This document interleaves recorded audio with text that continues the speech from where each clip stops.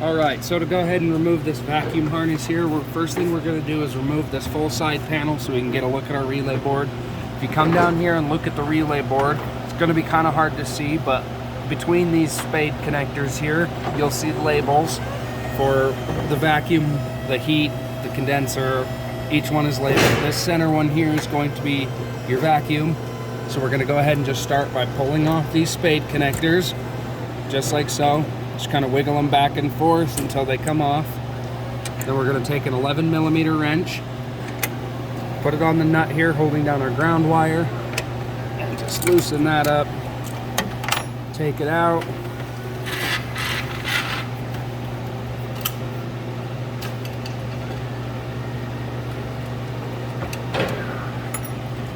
Alright, and that frees up our wiring. Next thing we're going to need to grab is a pair of wire snippers. Something like these, just to cut off some zip ties. So there's going to be a black zip tie right in here. Right there, you can see it. Go ahead and snip that. Free up your cable.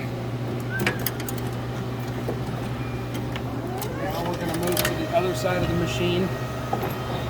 And if you look in the back side here, you'll see the plug for your vacuum harness. Go ahead and pull out the cable. So we got that all free. Now, if you look very closely on the top here, there will be some tabs to push in. There'll be some on the top and bottom. So go ahead and just push those tabs in while pushing the plug outwards. And you should have it start to come out. You might need a screwdriver to assist in depressing the tabs.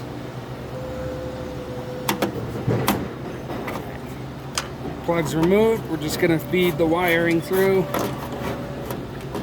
just like so.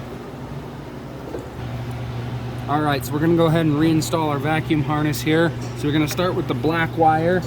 He's going to go on the upper spade connector here, just like so. You might feel a light little click, that means it's in good. White one's going to go underneath. Alright, it's on nice and good. We're going to take our harness here. We're just going to feed it through this open condenser area. Reach our hand in the back. Pull it on through.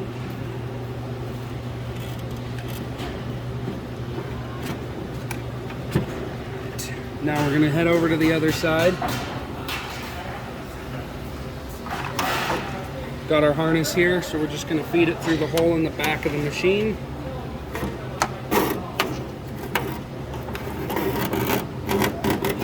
Alright, so we're going to take our plug here and our ground wire. This new one's a little bit shorter, so we'll show you what to do with that. It's going to go on this bottom one right here. Just like that. Connects up to the big neutral port on the plug. Just going to feed, probably plug it in first. Gonna plug white in and black. Take all your wires here. We're gonna feed it back through the hole.